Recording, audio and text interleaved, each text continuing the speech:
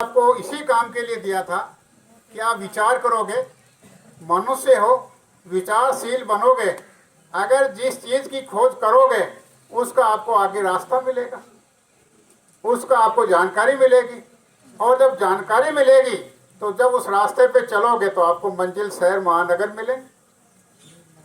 उड़ जा रे पंछी अपना देश नहीं बेगाना, उड़ जा रे पंछी अपना देश नहीं बेगाना।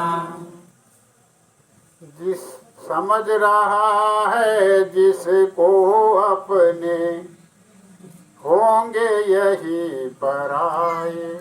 समझ रहा है जिसको अपने, होंगे यही पराए। आज जिनको आप बड़ी खुशी खुशी से ये कह रहे हो कि ये मेरे हैं, ये मेरे हैं, ये मेरे हैं, ये अपना कहने वाले जितने भी हैं, ये सब वास्तव में देखा जाए तो सब लोग स्वार्थ के साथी हैं। स्वार्थ के वशीभूत होकर हम सब लोग एक दूसरे से जुड़े हुए हैं।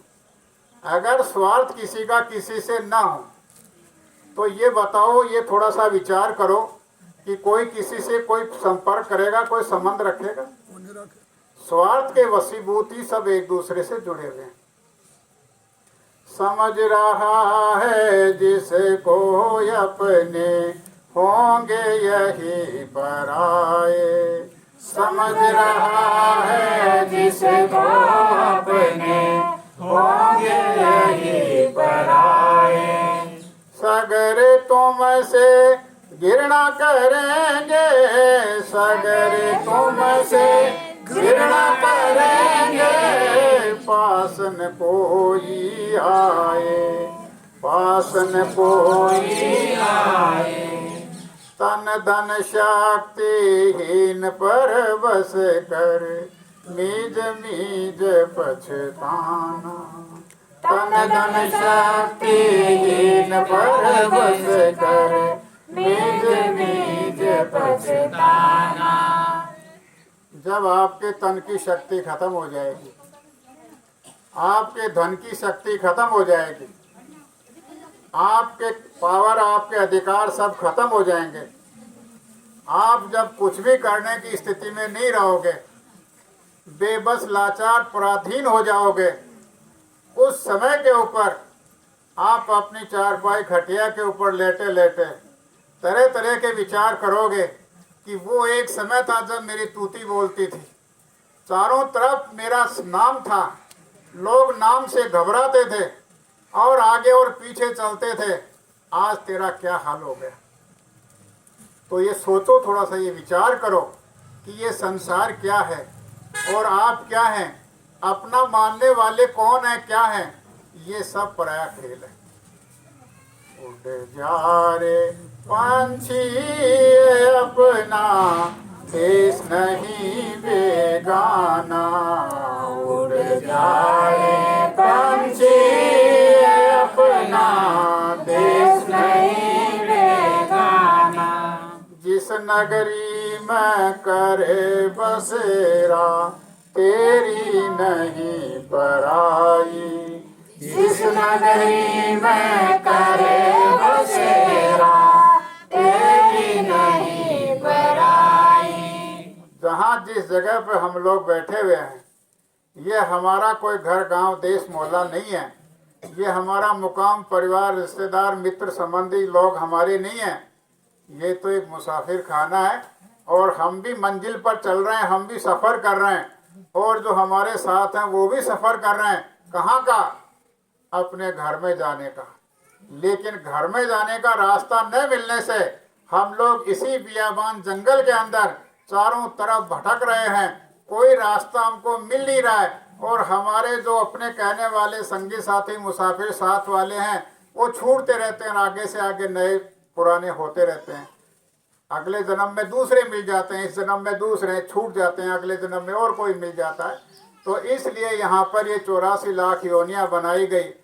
मनुष्य योनि में से हम लोगों को चेत नहीं हुआ, रास्ता हमने नहीं देखा, अपने घर जाने की हमने कोशिश नहीं की, तो फिर 84 लाख योनियों में डाल दिया जाएगा। तो कई युगों युगों तक, कई कल्पों कल्पों तक आप 84 लाख योनियों में पड़े पड़े अपने मनों से जीवन में किए गए सब खोटे बुरे कर्मों की सजा उनमें आप लोग भोगते रहोगे और तड़पते रहोगे, चलते रहोगे, मार पिटाई खाते रहोगे। वहां आप लोग पराधीन होकर के सारे के सारे दुखों को सहन करना पड़ेगा। आप अपनी जबान से बचने के लिए कोई कुछ नहीं कर पाओगे। अगर कोई आपको डंडा मार रहा है तो आप ये नहीं कह सकते कि तूने मेरे डंडा क्यों मारा, नहीं, चुपचाप आपको सहन करना पड़ेगा। उस समय पर 84 लाख योनियों में आपकी जबान भी बंद हो जाएगी और आपका कहना सुनना भी बंद हो जाएगा। सब कुछ आप कुछ नहीं कर पाओगे। ऐसी बुरी दशा करके उनमें रखा जाएगा। जिस नगरी में करे बसेरा तेरी नहीं पराई, जिस नगरी में करे बसेरा तेरी नहीं पराई। इसका मालिक एक दिन तुमको सोटन मार भगाई, इसका मालिक एक दिन तुमको सोटन मार भगाई। उस दिन राक्षक कोई न होगा फिर रो रो यह कहना, उस दिन राक्षस कोई न होगा फिर रो ये कहना। जब जाने की तैयारी करने लगोगे कि अब जाना पड़ेगा, मैंने 6 महीने साल 2 साल खाट में पड़े पड़े अपनी मौत का इंतजार करोगे, एक एक सांस के लिए तड़फने लगोगे, शरीर में भारी पीड़ा वेदना होगी, कहोगे कि भगवान अब उठा ले, लेकिन भगवान उठाएगा उसी समय जब उसको दिया हुआ समय पूरा होगा। उससे पहले वो कितनी प्रार्थना करे, कितनी याचना करे, कितनी पुकार करे, लेकिन जब उसका दिया हुआ समय पूरा नहीं होगा तब तक उसको उठाएगा नहीं। और फिर उसके किए कर्मों को इसी शरीर में यहाँ भुगाएगा और उसके बाद में बचे हुए कर्मों को 84 लाख योनियों में भुगाएगा। बड़ी मार पड़ेगी, बड़ा दुख पाएगा। तो इसलिए कहते हैं कि ये जो समय आपका आखिरी में है, उस आखिरी समय के अंदर आपको चेत और होश होगा। उस समय के ऊपर आप चारपाई में पड़े पड़े आंसू बहाओगे, कुछ कर पाने की स्थिति में रहोगे नहीं, कुछ खाने पीने की स्थिति में रहोगे नहीं, कुछ करने की स्थिति जब नहीं रहेगी तो आंखों से आंसू बहा करके वो अपना दुख का इजहार करेगा कि कहेंगे कि अब मैं क्या करूं, मेरा समय जो था वो तो गया बीत, अब मेरे पास में न समय है न कुछ और है, न मैं करने की स्थिति में हूँ। आप लोगों के पास में अभी भी समय है, आप लोग चेत जाओ, होश में आ जाओ, समझ लो। अगर आप लोग इस मौके को नहीं समझोगे तो आप लोग मेरी तरह से पछताओगे। तो वह आंसू बहा बहा करके अपना दुखड़ा व्यतीत करता है, बताता है और बता करके आप लोगों को इस आगे के बचे हुए समय के लिए सावधान करता है। उड़ जा रे पंछी अपना देश नहीं बेगाना, उड़ जा रे पंछी अपना देश नहीं बेगाना। कृपा किया गुरुदेव ने तुम पर, दे दिया राह रकाना। कृपा किया गुरुदेव ने तुम पर, दे दिया राह रकाना। अगर आप लोगों ने कहीं सुन लिया, समझ लिया, विचार कर लिया कि आखिर ये क्या मामला है, कहाँ जाना है, कहाँ नहीं जाना है, शरीर को छोड़ने के बाद में कहाँ जाएंगे, शरीर में आने से पहले हम लोग कहाँ थे, ये क्या खेल है, क्या है मरना जीना, परिवार से बिछुड़ना, परिवार में आना। तो अगर आप लोगों की ये समझ में कुछ नहीं आया तो वक्त के संत सतगुरु के पास में जब आप लोग जाकर के अपनी पीड़ा परेशानी को व्यक्त किया, बताया, तो उन्होंने आपको अपने घर में जाने का जो भेद तरीका रास्ता जुगत था आपको समझाया कि आप यहाँ कितने दिन रहोगे, इस शरीर के अंदर आप 100 साल 50 साल 80 साल रह जाओगे, फिर आपको ये शरीर छोड़ना पड़ेगा, उन शरीरों में बंद कर दिया जाएगा जिन शरीरों के अंदर आप कुछ नहीं कर सकते, और उन शरीरों के अंदर तो पीड़ा है और दुखों को भोगना पड़ेगा। इसलिए आप मेरे बताए रास्ते के अनुसार यहाँ चलो, अपने घर गृहस्थी में रह करके उस परमात्मा की भक्ति, उस परमात्मा को आप लोग सुबह शाम सही और सही तरीके से याद करोगे तो आपको अपने घर की तरफ चलने के लिए आपका रास्ता तैयार हो जाएगा, आपका रास्ता बन जाएगा। अब बीचे तो चढ़ो अधर में सच्चा जहाँ ठिकाना, अब बीचे तो चढ़ो अधर में सच्चा जहाँ ठिकाना। अब भी चेत जाओ, अब भी होश में आ जाओ, अब भी आपके पास में वक्त है, अब भी आपके पास में समय है। अगर इस समय में भी नहीं चेतोगे तो फिर आप अधर में जाने के लिए योग्य नहीं होते, अधर में नहीं जा सकते। अधर में जाने के लिए तो आपको तैयारी करनी पड़ेगी, अधर में जाने के लिए ले जाने वाले से प्रेम करना पड़ेगा, प्यार करना पड़ेगा, उसको विश्वास दिलाना पड़ेगा कि नहीं, मैं आपके बताए रास्ते को लेकर के अपने घर में उस नाम की कमाई करूंगा, उस परमात्मा की भक्ति करूंगा और फिर मैं चलने के लिए आपके कहे अनुसार तैयारी करके और मेरा सामान समेट करके मैं चलूंगा। तो मैं आगे ऊपर अधर में जो देश है वहां पहुंचने के लिए आपकी दया से, आपके सहारे से, आपकी मदद से मैं पहुंचूंगा। जय गुरुदेव बचन मानो, अब नहीं पीछे पछताना। जय गुरुदेव बचन मानो, अब नहीं पीछे पछताना। ये दो बातें आप लोगों के सामने बताई जा रही है। एक काम तो यह है कि यहीं फंसे रहो, यहीं पड़े रहो, यहीं दुख सुख भोगते रहो। मनुष्य शरीर का समय तो एक बार मिलेगा, उसके बाद में आपको बार बार मनुष्य का शरीर नहीं मिलेगा। फिर बाद में तो आपको ऊंट घोड़ा सुलटी सुअर गधा जो भी योनि मिले उस योनि के में जाओ, उसका समय में जितना समय मिले वहां रहो। उस शरीर को छोड़ करके दूसरे में बंद कर देगा, और छोड़ करके तीसरे में बंद कर देगा, उससे छोड़ के अगले में बंद कर देगा। वहां पिटते रहो, चलते रहो, भूख प्यास गर्मी सर्दी सहते रहो।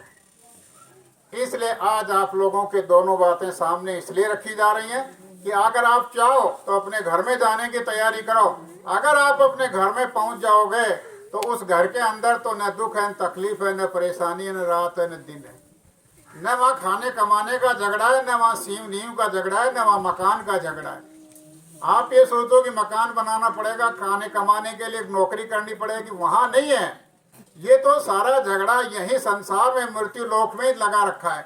बाकी ऊपर जब चलोगे तो वो तो उस परमात्मा की भक्ति में, वो चेतन देश के अंदर वहाँ सुख और आनंद का भंडार है।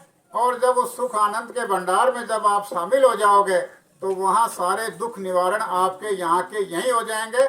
बाकी ऊपर तो सुख ही सुख है, और उस सुख के अंदर आप लोगों को सतगुरु दाता दया ले जाना चाहते हैं। तो जाना चाहते हो तो ये तरीका है, नहीं जाना चाहते हो तो ये तरीका। दोनों रास्ते हैं आपके पास। उड़ जा रे पंछी अपना देश नहीं बेगाना, उड़ जा रे पंछी अपना देश नहीं बेगाना। उड़ जा रे पंछी अपना देश नहीं बेगाना। देख सामने श्वेत बिंदु में सतगुरु दियो निशाना। देख सामने श्वेत बिंदु में सतगुरु दियो निशाना। वही रहे है प्रभु मिलन की, पंख बिना उड़ जाना। वही रहे है प्रभु मिलन की, पंख बिना उड़ जाना।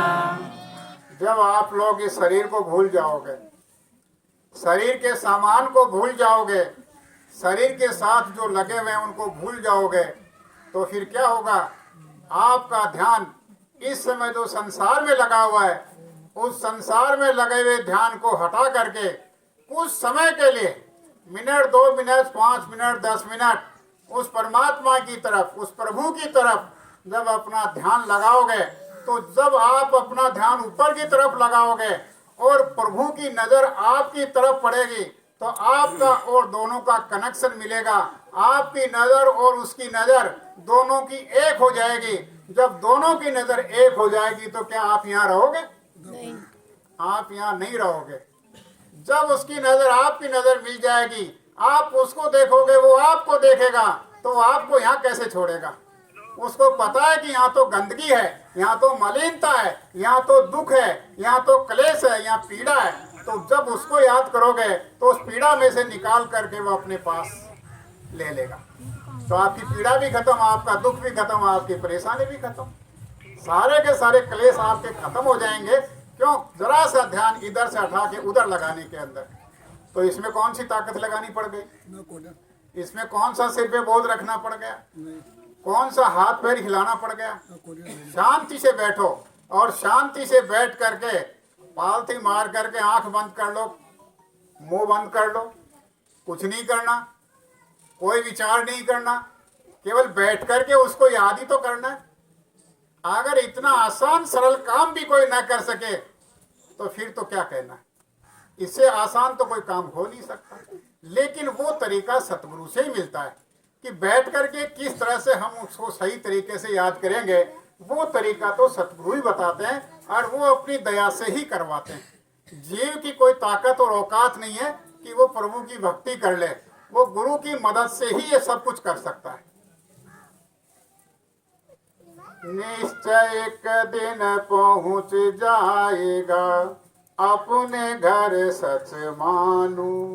निश्चय एक दिन पहुंच जाएगा, अपने घर सच मानू।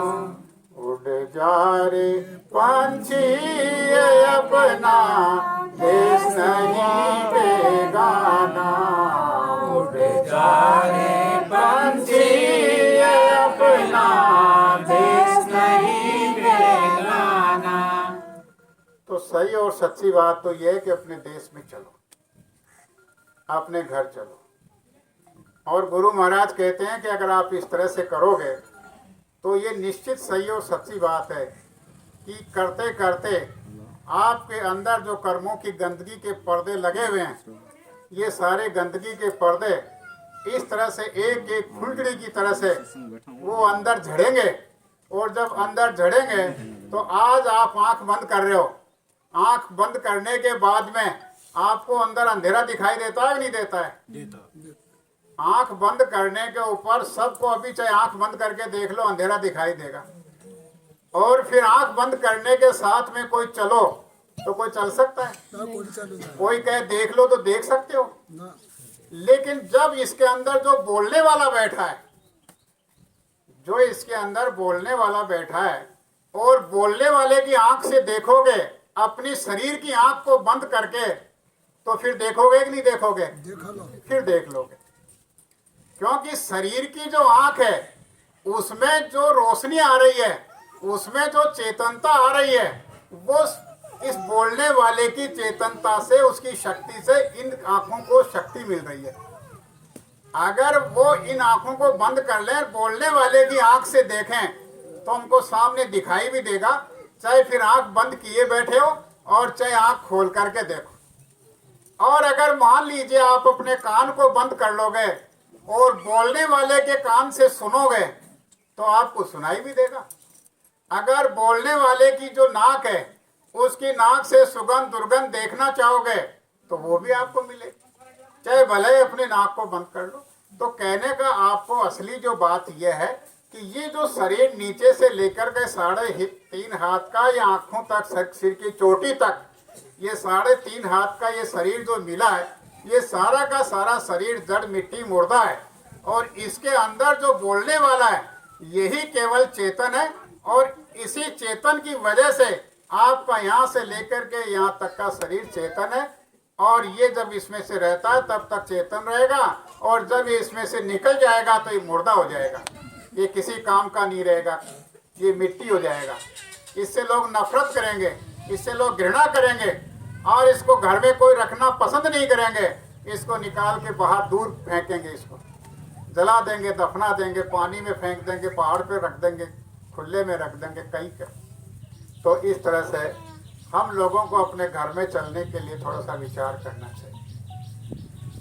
जय गुरुदेव।